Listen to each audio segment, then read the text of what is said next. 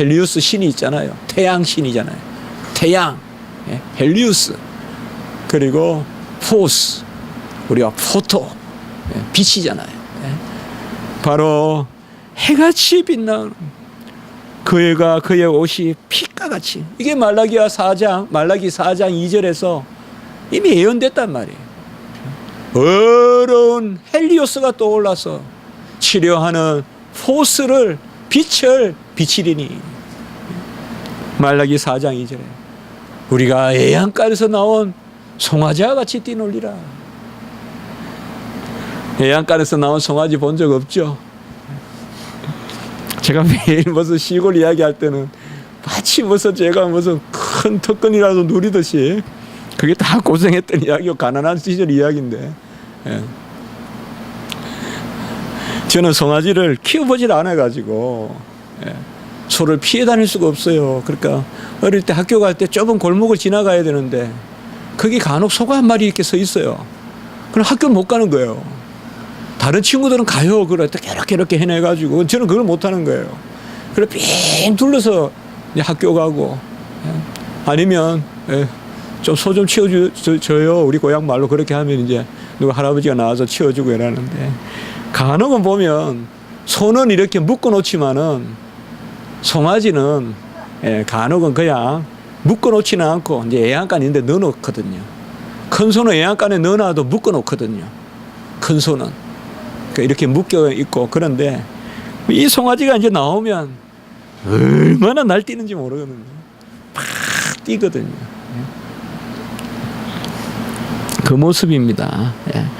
바로 이 강선으로 우리가 구원을 받으면 아주 송아지가 애양간에서 나오듯이 절겨 뛰듯이, 바로 주님께서 변형되신 것은 그분이 베드로에게 예언하신 내가 능기우고 고난당하고 죽고 사흘 만에 부활하리라. 그분이 누구신가?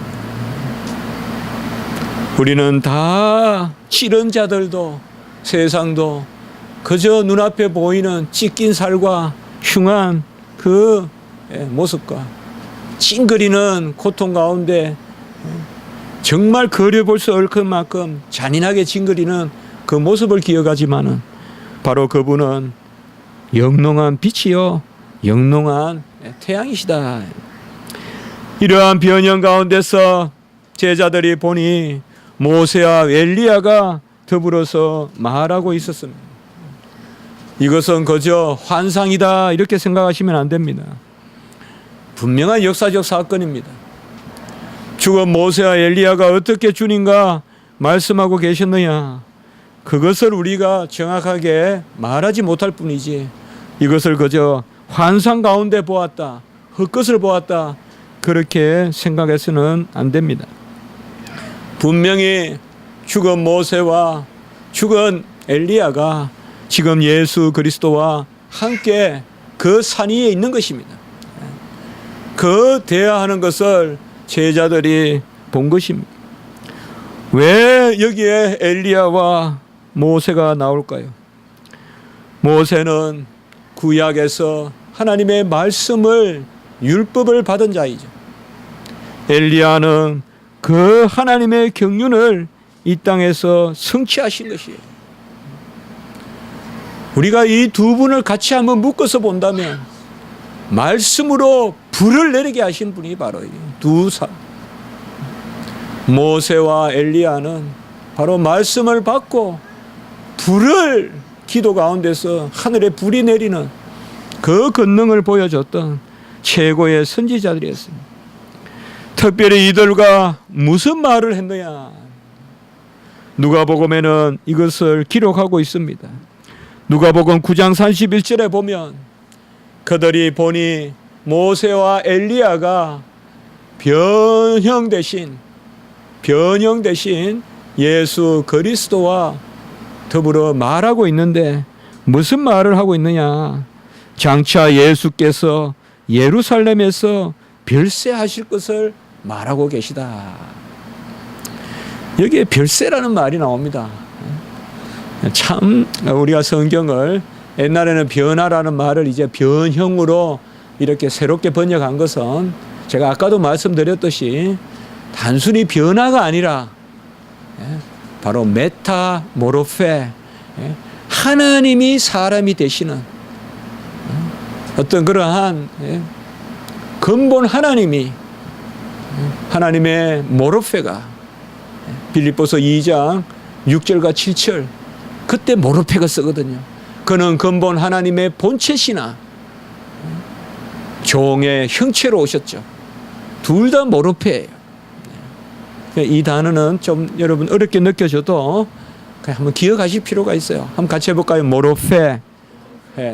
바로 그는 근본 하나님의 본체시나 하나님과 동등됨을 취할 것으로 여기지 아니하시고 오히려 자기를 비워 종의 형체를 가지시고, 이때 본체 형체가 다 모르페예요.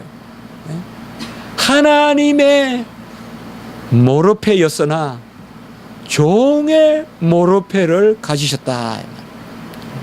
이게 바로 변형이에요. 변화라기보다 변형이에요. 하나님이 진짜 사람이 되셨으니까. A가 B로 변화된 게 아니라 A면서 B가 되셨으니까, 하나님이 진짜 사람이 되셨으니까 이렇게 번역했겠습니다. 어떻게? 바로 사람의 형체로 계속 그렇게 나오죠. 사람이 되신 것이 하나님의 아들이 하나님의 본체가, 종의 본체가 되신 것이죠. 이러한 단어, 그리고 또 한 단어, 별세라는 단어, 조금 낯설죠, 여러분들. 옛날에 지금은 이제 소천하셨지만은, 어느 목사님께서 별세 신학이다. 그러니까 살아있는 사람 보고 너무 별세 신학 그러면 기분이 안 좋다. 그런 말 자꾸 쓰냐. 그래도 별세 신학이다. 별세 신학. 기장에도 그런 신학이 있나 할 만큼 기장답지 않은 또 기장 사람이다 오는데 그런 목사님이 계셨죠. 여기 별세가 바로 엑소도스예요. 엑소도스. 그대로 출애굽이. 신약에서 엑소도스라는 단어가 2번 나오는데 한 번이 바로 여기에 나와요. 옛날에 제가 왕십리 교회에 계실 때 그 목사님께서 엑소도스를 가지고 박사 논문을 쓰셨어요. 그때 이 성경 구절을 저하고 대화한 적이 있어요. 엑소도스.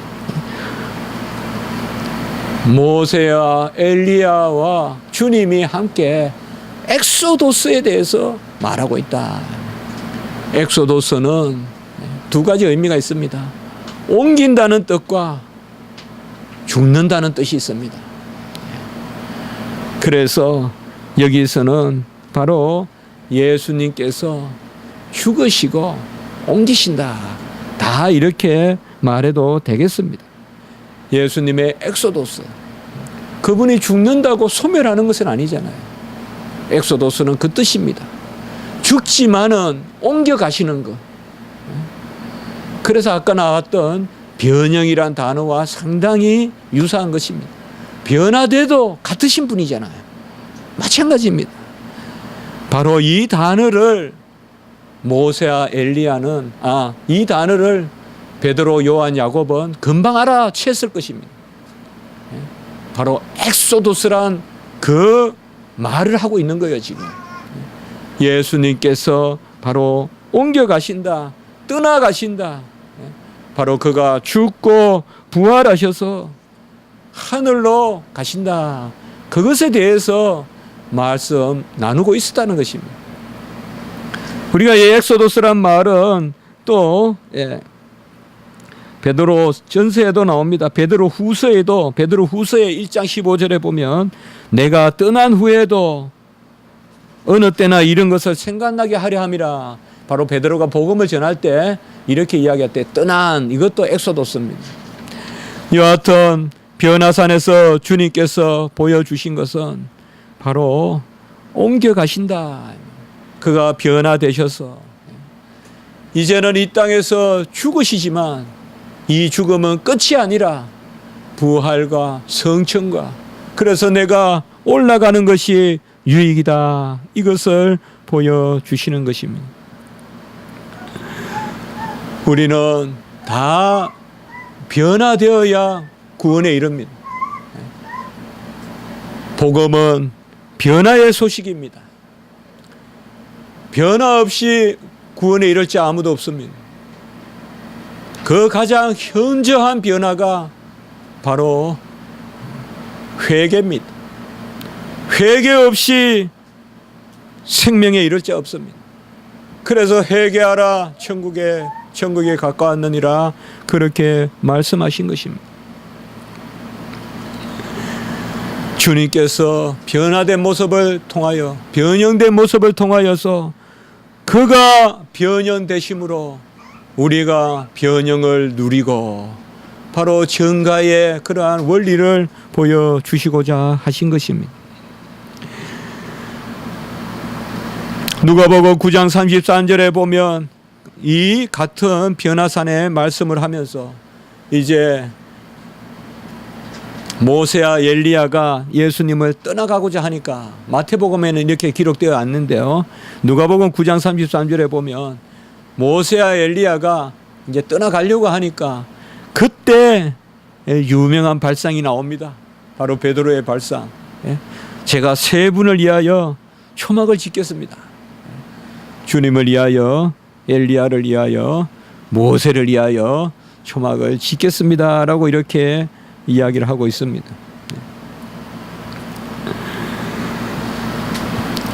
이것이 여전한 베드로의 모습입니다. 베드로는 여전히 예수 그리스도의 대속의 의미를 정확하게 몰랐습니다. 이 변화산에서 주님을 보고서도 주님 자신이 모든 일을 이루시고 엘리야와 모세는 주님을 바라보고 있었던 사람이라는 것을 몰랐습니다. 칼빈은 이 부분에 대해서 이렇게 주석을 해놨습니다. 어찌 피조물을 조물주에 종을 주인의 자리에 동등하게 세울 수 있겠는가? 우리가 성부, 성자, 성령 그 삼일체 하나님의 예수님의 자리를 세워야지. 어찌 모세와 엘리야와 예수님을 동등하게 초막을 세우겠냐? 그것입니다. 베드로는 여전히 구원이 이전 것은 지나가고 새 것이 되는 그 변화에 있다는 것을 알지 못하고 여전히 베드로는 구원을 안주라고 생각했어요. 편안히 머무는 게 구원인 줄 알았어요. 별일 없는 것이 구원인 줄 알았어요. 아무 먼지도 일으키지 않는 것이 구원인 줄 알았어요. 철로 역정에 보면 회개할 때는 우리가 소란스럽다고 하잖아요. 마치 집에 청소할 때 먼지가 나듯이 천국은 침노하는 자의 것이니라. 집에 먼지 안 나라고 청소 안 하면 정말 먼지에 파묻혀 죽죠. 그것이죠. 바로 베드로는 안주를 이야기하는 거예요. 베드로가 말하는 구원은 윤리적 구원이에요. 그저 우리가 좀 더 선해지는 것. 베드로가 말하는 구원은 환경적 구원이에요. 우리 주님은 이 땅에 우리를 그저 윤리적으로 더 낫게 여기게 만들거나 어떤 환경을 개선시켜 주어서 좋은 맨션을 세게 짓는, 초막을 세게 짓는 그러한 어떤 이상적인 평안함을 누리라고 이 땅에 오신 것이 아니에요. 주님이 이 땅에 오신 것은 생명의 변형, 인격의 변형을 이루시려고 오신 것이에요. 그가 자기 자신을 대속물로 주신 것은 우리 자신을 변화시키려고 오신 것입니다. 그때 호련히 빛난 구름이 덮으며 5절에 그래 말씀하고 있어요. 호련히 빛난 구름. 우리는 이 구름을 모세가 말씀을 받았을 때, 율법을 받았을 때의 구름이라고도 생각해 볼 수 있겠죠.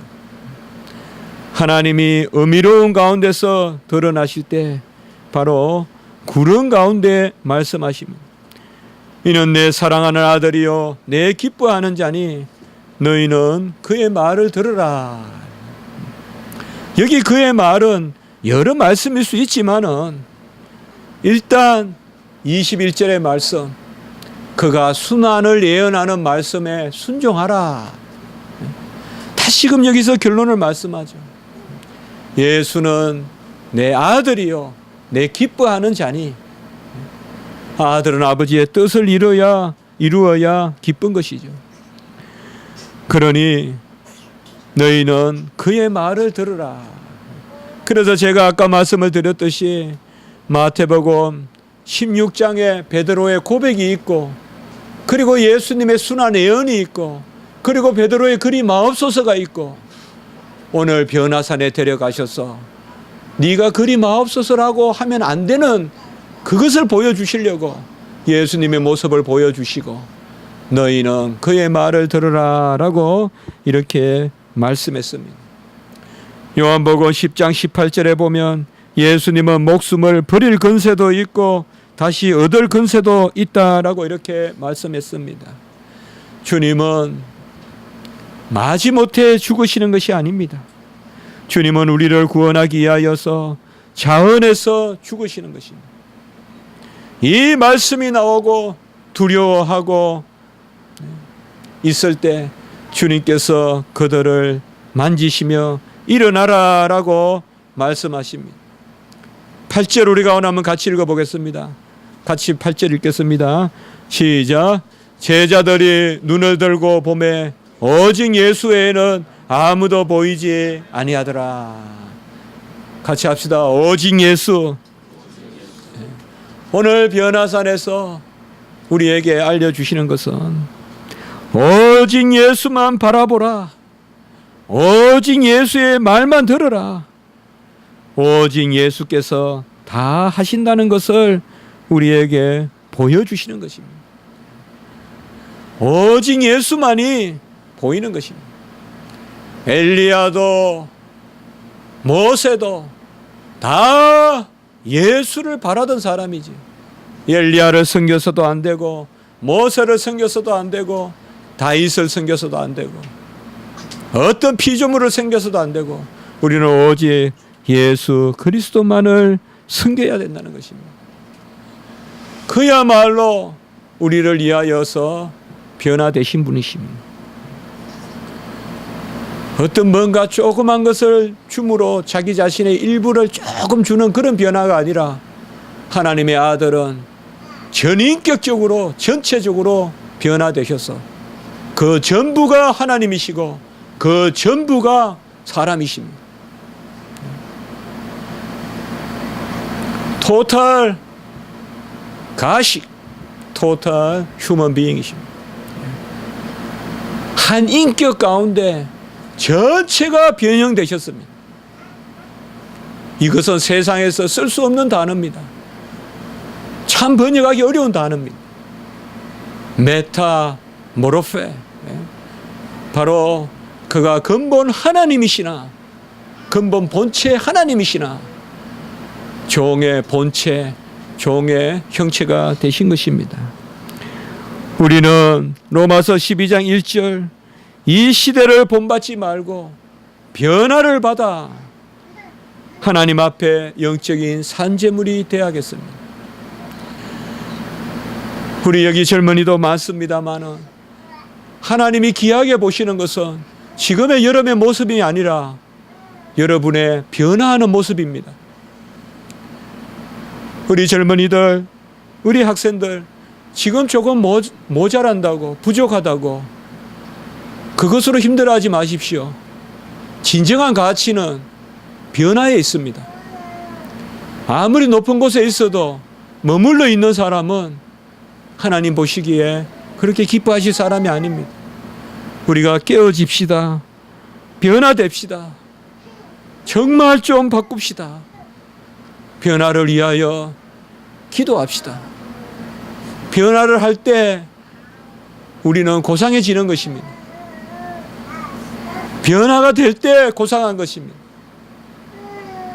제발 3년 전, 4년 전이나 지금 내 모습이 전혀 변화가 없는, 불변하는 것을 자랑하듯이 하지 맙시다. 나는 이래, 우리는 이렇게 살았어, 이런 말을 하기보다 항상 변화를 가치로 여기시고 그 변화 가운데 살다가 고린도전서 15장 51절 52절에 보면 바로 주님이 오시면 순식간에 변화될 것입니다. 그때는 변화의 완성을 맛볼 것입니다. 변화됩시다. 힘드십니까? 뭐부터 어떻게 해야 됩니까? 저기 앞에 벌써 마라톤 1등은 뛰어가고 있는데 나는 지금 이 뒤에서 무엇을 해야 됩니까? 중요한 것은 지금 내가 한 발자국 더 나아간다는 것이지, 그 1등하는 마라토너를 따라가는 것이 인생의 가치는 아닙니다. 변화됩시다. 내 방에 책도 한번 새롭게 꼽아보고 내가 안 하던 것도 한번 해보고, 이러한 변화에 우리 기독교인의 가치가 있는 것이지, 나는 본래 이래, 내가 이 정도 이루어 나왔어, 이것은 세상은 흠모할지 몰라도 하나님은 기뻐하지 않습니다. 변화되시는 저, 변화되시는 여러분이 되시고 이 변화의 의의를, 공로를 주님이 다 이루신 것입니다. 같이 합니다. 우리를 변화시키기 위하여 주께서 변화되셨다. 기도드리겠습니다. 거룩하고 자비로우신 하나님 아버지, 변하게 하시옵소서. 서마리아 여인같이 변하게 하시고 삭개오같이 변하게 해 주시옵소서. 7 귀신 들렸다가 나간 여인같이 변화되게 해주시고, 실로암에서 눈떠 맹인과 같이 사람들이 이전에 나를 알아보지 못할 정도로 변화되게 해 주시옵소서. 과거 습관, 과거 경력, 과거 지식, 과거 경륜 가지고 살지 말게 하시고 변화로 기뻐하고 감사하고 변화를 소망하는 저희들의 삶이 되게 해 주시옵소서. 조금 변화되더라도 그것을 기이 여기고 낮게 여기는 그러한 우리의 마음을 주시옵소서. 그저 절대 가치로 사람을 평가하지 말게 하시고 변하는 사람을 기이 여기는 우리의 심령이 되게 해 주시옵소서. 우리 교회가 이러한 변화가 있게 해 주시옵소서. 한국교회가 이런 변화가 있게 해 주시옵소서.